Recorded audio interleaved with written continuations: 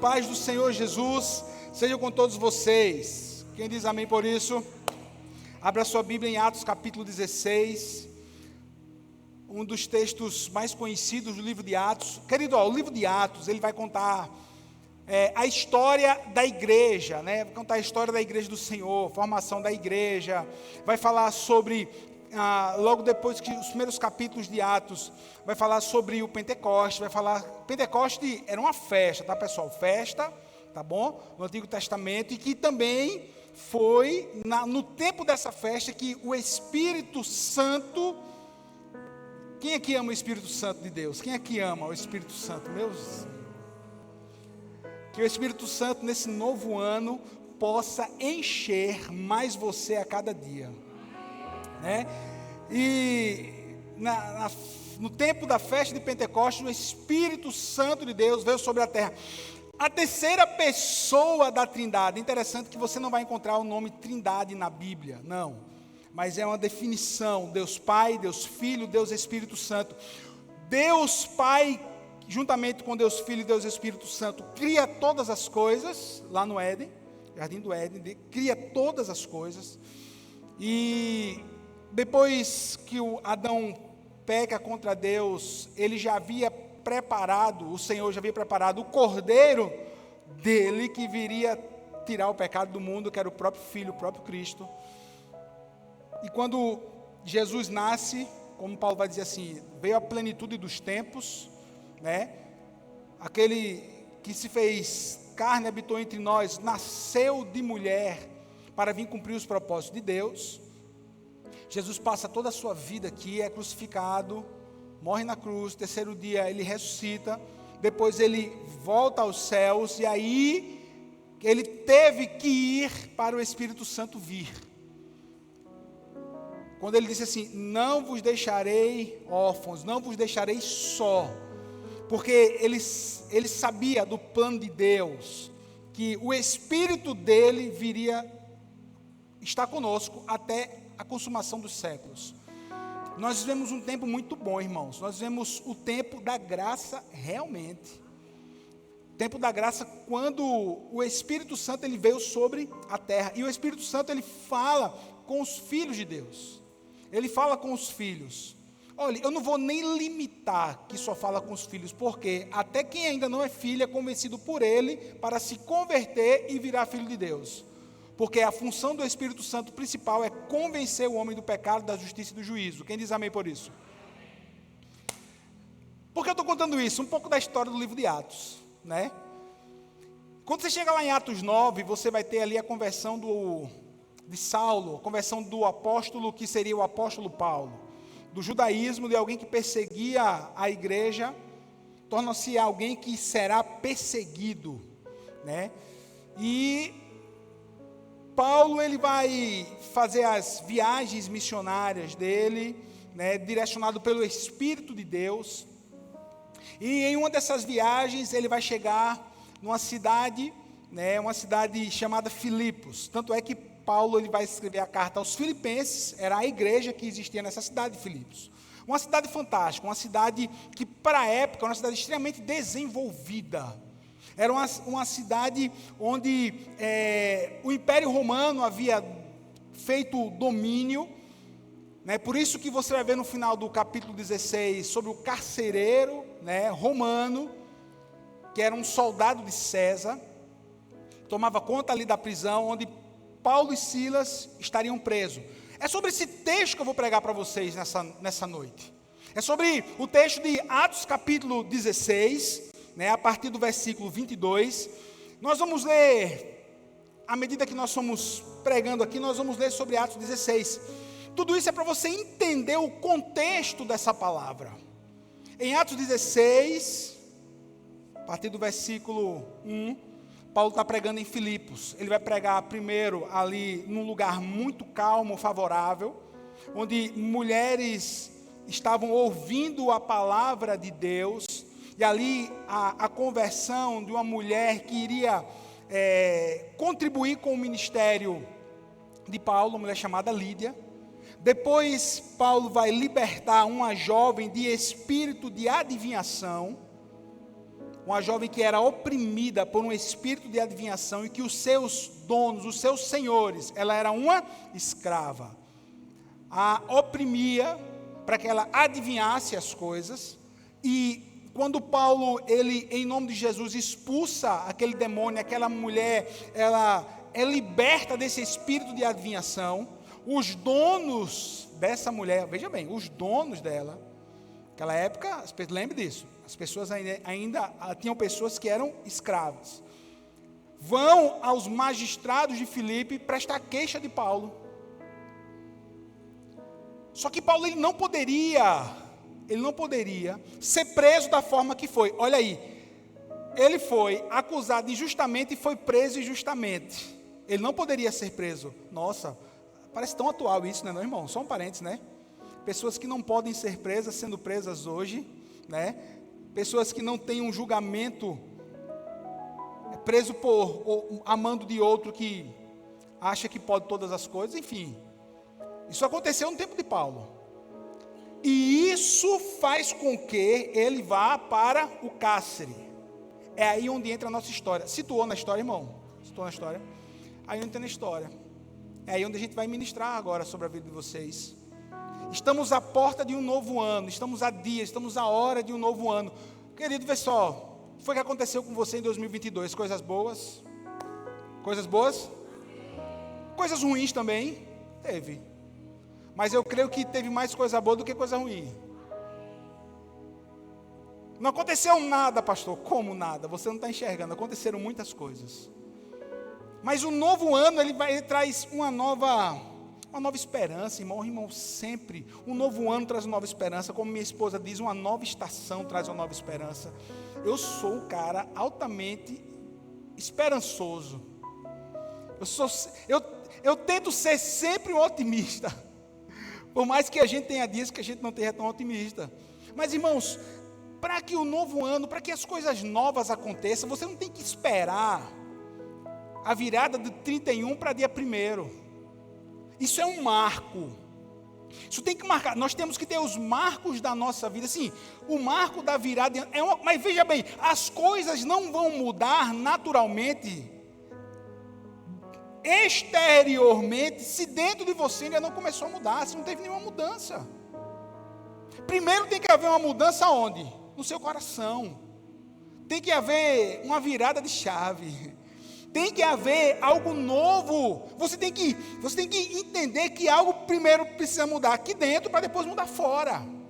Porque se você espera só a mudança, a virada de ano, para que algo novo aconteça na sua vida, se não mudou no seu coração, nada vai acontecer.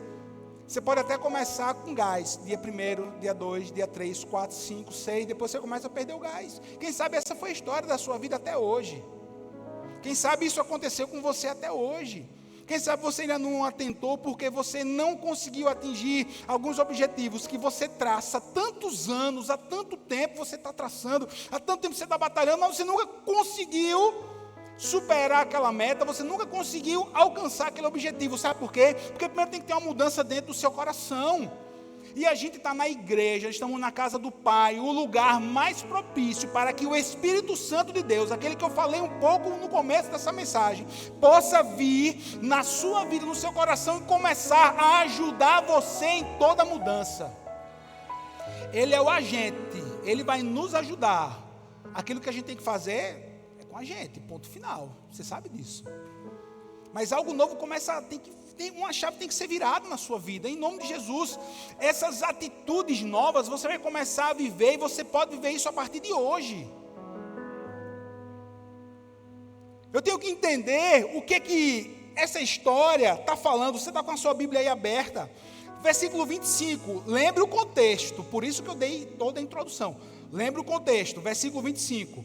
Por volta da meia-noite, Paulo e Silas estavam orando e cantando hinos a Deus. Olha aí, meu irmão, escute bem, não é o lugar que vai fazer com que você venha prosperar, venha a uma mudança, venha a adorar. Não é somente o lugar, não, o lugar importa sim, Agora, maior do que o lugar, sabe o que é? Eu tenho que entender que onde eu estou, eu tenho que fazer de onde eu estou um lugar de adoração a Deus.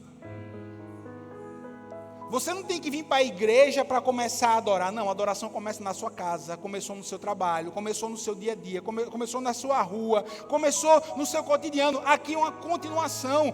Paulo e Silas oravam e cantavam num dos piores lugares que uma pessoa pode estar, na prisão. Olha só, irmão, sabe o que é isso? É só quem tem um coração transformado, só quem já teve um encontro real com Jesus, que diante de uma circunstância tão contrária como essa, abre a sua boca em adoração a Deus.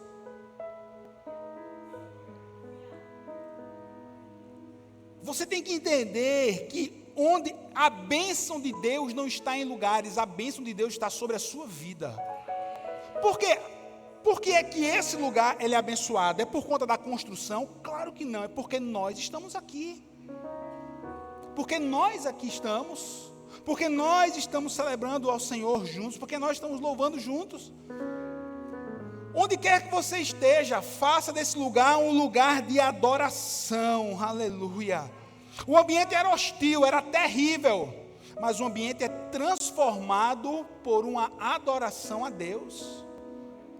As coisas são difíceis no seu trabalho? Estão, pastor. Então, faça do seu trabalho ali um altar de adoração. Como? Você vai cantar para todo mundo ouvir? Você vai pregar a palavra? Claro que não. Não é assim. Você vai entregar o seu melhor. Você vai dar o seu melhor. Você vai ser um funcionário produtivo. Você vai ser um agente produtivo onde quer que você esteja. Vai dar testemunho do Senhor. Vai fazer aquilo que é certo. Vai fazer bem feito. E quando você tiver a oportunidade, você está aqui no seu trabalho, no seu computador, por exemplo, você está aqui, Senhor, em nome de Jesus, eu abençoo esse lugar. Eu abençoo esse lugar. Aí baixinho você diz, eu abençoo esse lugar. Eu abençoo esse trabalho. Muito obrigado, Senhor. Faça de um lugar que pode estar sendo hostil hoje para você, um lugar de adoração, porque aí começa uma grande transformação. Foi o que aconteceu aqui nesse texto. Lembre de uma coisa, os propósitos do Senhor sempre serão maiores do que as circunstâncias que nós atravessamos. Preguei sobre isso domingo, quem estava aqui no domingo no culto das 18, eu ouvi essa palavra.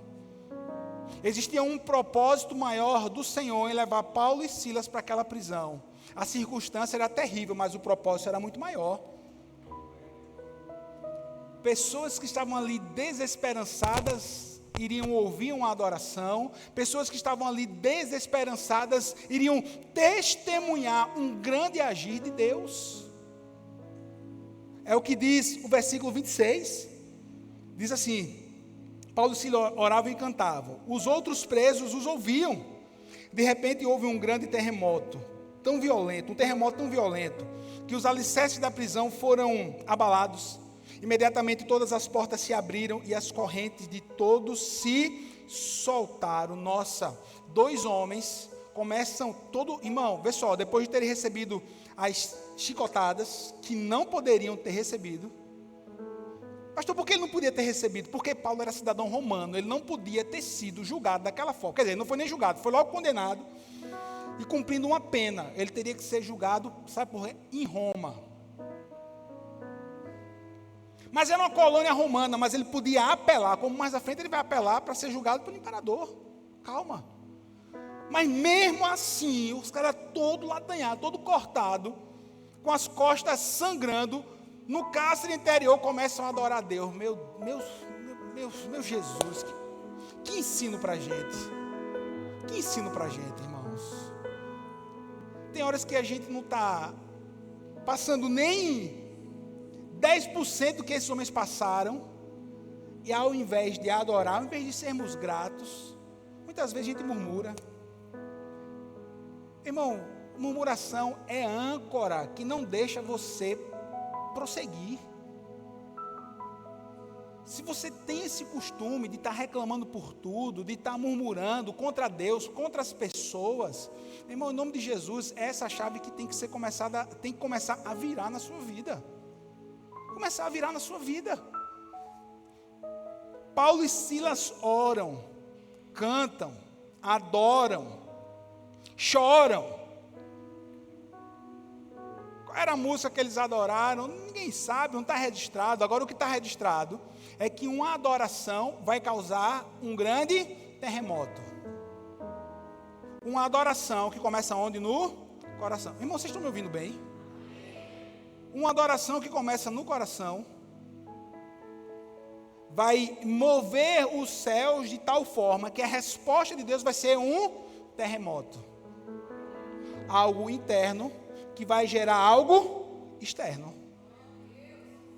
Você está vendo que tudo começa aqui? Eles adoram, terremoto vem. Quando o terremoto vem, meu irmão, o texto nos diz que as portas dos cárceres se abriram. Se abriram. Como foi que não teve nenhum desmoronamento, só as portas se abrem? Irmão, esse negócio de Deus. Negócio de Deus, eu quero saber, eu só sei que aconteceu desse jeito, porque a Bíblia diz que foi desse jeito e ponto final. Foi assim. E as portas se abrem. E as portas se abrem. Um terremoto acontece, algo sobrenatural vai acontecer também. Olha aí, irmão, algo sobrenatural acontece quando a gente adora. Você crê nisso, querido? Você crê nisso? Eu acredito que 99% das pessoas que estão aqui, vou dizer 99%, para não dizer todo mundo, né? Já tiveram essa experiência de forma tão simples, que quem sabe você nem percebeu. Como, pastor? Você estava triste, você estava cansado, você estava sem esperança, e você começou a cantar uma adoração que move o seu, e começou a mover algo no seu coração. E de repente você que estava tão para baixo, você começou a ficar bem. Você começou a ficar bem. Não interessa se você é desafinado, não interessa se você é afinado, o que interessa é que você ali naquele lugar, naquela hora, quem sabe dentro da sua casa, quem sabe lavando os pratos da sua casa, minha irmã, quem sabe varrendo a sua casa, minha irmã, quem sabe você dirigindo, aonde você começa a adorar com uma canção, por exemplo, e as coisas começam a mudar no seu coração. Isso é algo sobrenatural. Isso é algo sobrenatural. Isso acontece porque você decidiu fazer daquele templo, daquele lugar onde você está, um lugar de adoração. Louvado seja o nome do Senhor. Algo sobrenatural acontece, irmão. E às vezes a gente não está nem percebendo que Deus está ali trabalhando em nosso favor. Porque, irmãos, eu creio que Deus está trabalhando sempre em nosso favor. Porque as coisas não acontecem, aí não é de Deus, aí é conosco. É com a gente. Alguns alinhamentos que a gente precisa ter diante de Deus e diante daquela circunstância. Vocês estão lembrados daquela passagem quando 2 discípulos estavam indo de Jerusalém a Emaús? Lembrado? Jesus havia sido crucificado. Estava todo mundo triste, eles esqueceram de todo o ensino de Jesus, e 2 discípulos estão caminhando em direção a Emaús, coração entristecido, coração pesado. De repente o texto nos diz que um terceiro homem começa a caminhar com eles, e pergunta: por que vocês estão tão tristes? Por que vocês estão abatidos? Por que vocês estão... Aí eles olham para ele: meu irmão, você não está sabendo o que aconteceu? Você é a única pessoa que não está sabendo que o nosso Jesus foi crucificado? Onde é que você está? Que planeta você mora? Você está em Nárnia, velho? Onde é que você está? Eles não perceberam que Jesus estava ali caminhando do lado deles. Irmão, peça a Deus para você ter a percepção de que nos momentos mais angustiantes da sua vida, você não está sozinho. Isso é muito profundo o que eu estou falando. Porque, primeiro, a gente tem a convicção de que nós não estamos só. Você entendeu? Primeiro eu tenho a convicção. Aí tem momentos que eu tenho a convicção, mas eu estou precisando tanto. Peça a Deus para que você tenha não apenas a convicção, mas a percepção de que Ele está com você.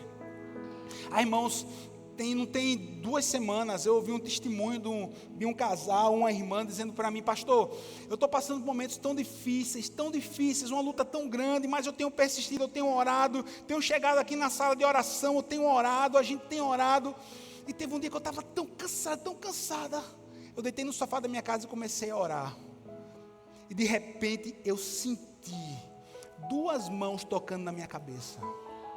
E eu senti eu não tenho como descrever para o senhor ali a paz que estava ali na minha sala, o que eu estava sentindo. Olha, veja bem, eu estou falando de algo muito maior. Primeiro a gente tem o que? A convicção, você está entendendo o que eu estou falando?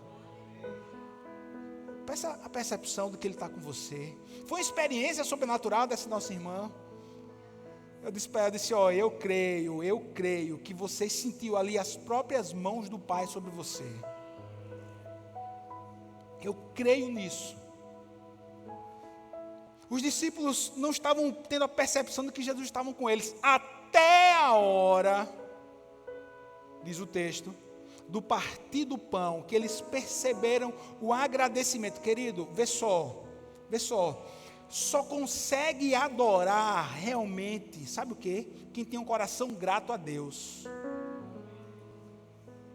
Gratidão, irmão. Veja bem, você pode ter um coração grato, está passando por lutas, pode estar triste, mas veja bem, se o coração é grato a Deus, meu irmão, tenha certeza, as circunstâncias vão ser movidas. Aí Jesus, ele vai agradecer a Deus no partir do pão. E ali eles percebem que ali era o próprio Cristo. E a história nos diz que eles, quando repararam, Jesus não estava mais ali. Foi algo sobrenatural. Eles voltam para Jerusalém, mas não entristecidos, mas agora alegres, felizes, porque o próprio Cristo havia aparecido e estado com eles. O que você quer dizer com isso, pastor? Algo sobrenatural acontece. Aconteceu não, acontece ainda hoje. Olha o tempo do verbo. Acontece ainda hoje, eu creio nisso. Paulo e Silas oravam, cantavam.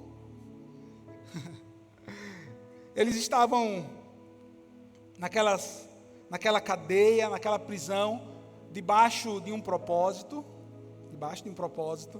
E o versículo 27 diz assim: o carcereiro acordou e, vendo abertas as portas da prisão, desembaiou sua espada para se matar, porque pensava que os presos tivessem o quê? Fugido. Eles haviam fugido. Irmão, desperte espiritualmente e veja as coisas que Deus fez no seu ano de 2022. Desperte. Lembra que eu comecei aqui também perguntando como foi o seu 2022?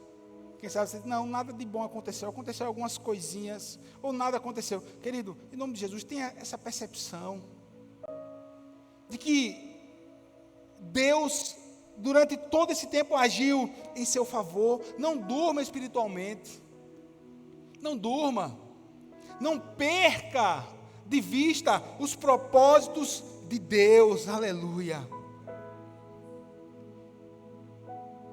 Aquele carcereiro não tinha tido uma experiência com Jesus. Mas olha como o nosso Deus trabalha.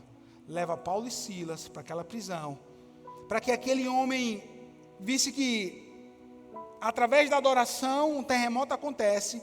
Nem Paulo, nem Silas, nem nenhum dos outros presos fogem. Quando ele achava que tudo tinha dado errado, que ele tira a sua espada, Paulo vai dizer assim: não faça esse mal, estamos todos aqui. Estamos todos aqui. Você não precisa tirar a sua vida. E aquele homem, ele vai chegar para Paulo e dizer assim: como é que pode uma coisa dessa? Vocês tiveram todas as oportunidades, as portas se abriram, vocês estão aqui num dos piores lugares do mundo, e todos vocês permaneceram, todos vocês ficaram.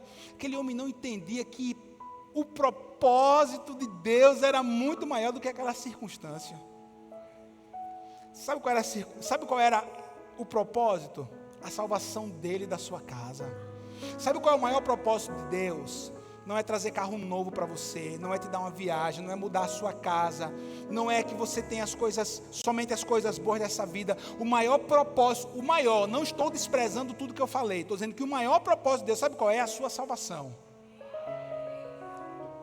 É o maior propósito. Olha, meu irmão, casa, carro, viagem, dinheiro, coisas, meu irmão, tem que aproveitar. Deus te abençoe, cresça mais ainda. Agora não perca de vista o maior propósito de Deus. Sabe qual é? Salvação. Ele quer que você seja salvo. Salvo de quê, pastor? Da perdição eterna. Porque um dia todos nós vamos nos encontrar com Deus. Um dia todos vamos nos encontrar com Deus. Olha, Eclesiastes vai dizer o seguinte: melhor, Eclesiastes 7, melhor é ir em uma casa onde há luto do que em uma casa onde é festa. Porque no luto se vê o fim de todos os homens. Olha, irmão, é no enterro que a gente tem que fazer as maiores perguntas a nós mesmos. É no enterro, sabia disso? Porque ninguém vai pensar na morte quando está comemorando um dia de aniversário. E a Bíblia está dizendo assim: é melhor você pensar. Sabe por quê, irmão? Porque por mais que você e eu nós possamos viver, que você viva 50, 60, 70, 80, 90, 100 anos, que você viva bem, o tempo que for, irmãos, o que é 100 anos comparado a uma eternidade? Nada. É uma gota de água em um oceano. Nada. Nada. Esse tempo que a gente está aqui é uma preparação para voltarmos para a casa do Pai. Você e eu, nós fomos gerados primeiro na mente de Deus, na face de Deus, no coração de Deus. Chegamos nessa terra com um propósito. E um dia nós vamos retornar, mas preste atenção numa coisa: só retorna para a casa do Pai quem reconhecer que Jesus é o único e suficiente Salvador da vida dele. A gente não adora um Jesus na manjedoura, um Jesus menino. Não, a gente lembra nesse tempo que Jesus nasceu, cumpriu a promessa de Deus, mas nós adoramos o Jesus Cristo vivo, ressurreto. O Jesus que está à direita de Deus, intercedendo por mim e por você agora. O Natal é um marco, é uma data que a gente tem que comemorar mesmo. O nascimento de Jesus. Nasceu o Salvador. Em Belém da Judéia nasceu o Salvador, que é Cristo o Senhor. Parece falar do departamento infantil, né? É mesmo. Em Belém da Judéia nasceu o Salvador. Esse é o principal sentido do Natal. Interessante que a gente vai nos lugares hoje, né? Ninguém mais, poucos lugares, né? Lembra do real sentido. Bom, enfim, volta. Paulo e Silas oravam e cantavam, porque existia um propósito muito maior. E eles só fizeram isso por conta do coração. Porque o coração deles estava voltado para Deus. Aleluia. Paulo gritou: não faça isso, estamos todos aqui. O carcereiro pede luz.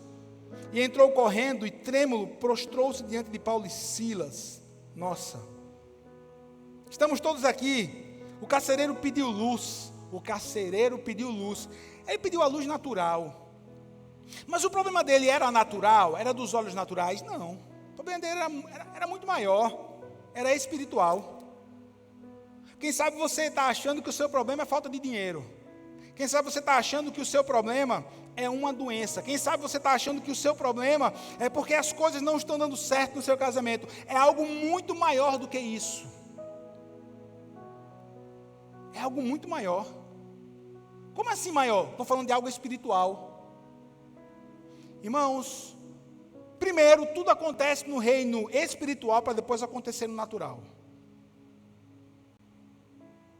Primeiro acontece no reino espiritual.